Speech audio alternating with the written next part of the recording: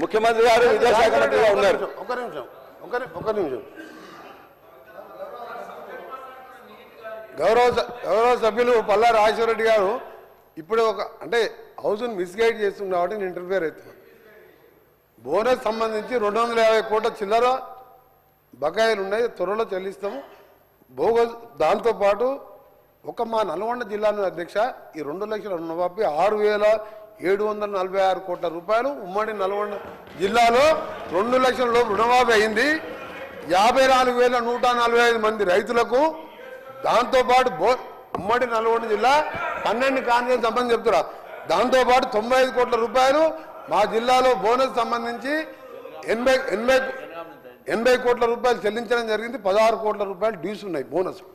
దాంతోపాటు 21,000 కోట్ల రూపాయలు 25 లక్షల మందికి ఒకటే దఫా భారతదేశ చరిత్రలో రుణమాఫీ చేయడం జరిగింది. వీళ్ళు 1,00,00,000 రూపాయలు అని చెప్పి 4, 5, 6 ఇన్స్టాల్మెంట్ ఇస్తే బ్యాంకు వాడు వడ్డీలకే సరిపోయింది.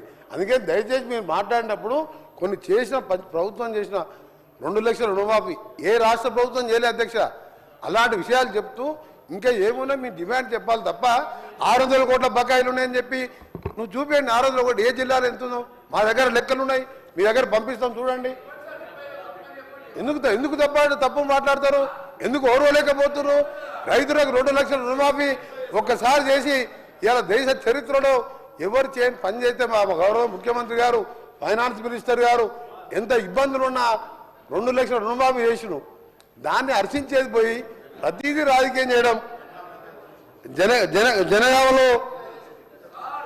జనగామలో అధ్యక్ష వీళ్ళు చెప్పాను ఇప్పుడు వారి కాన్ఫరెన్స్లో 28,590 మంది రైతులకు 263 కోట్ల రూపాయలు మీ జనగామ కాన్ఫరెన్స్లో రుణమాఫీ 2 లక్షలు అయింది. మీకు తెలుసా అసలు రైతుల లిస్టు తీసుకుందా?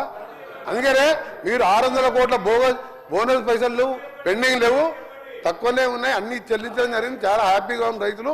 దయచేసి ఉన్న ఫ్యాక్ట్స్ గవర్నర్ ప్రసంగం మాట్లాడవలసిందిగా రిక్వెస్ట్ చేస్తున్నాం. మంత్రి గారు కోమటిరెడ్డి వెంకటరెడ్డి గారు ఒకటి చెప్పారు. మేము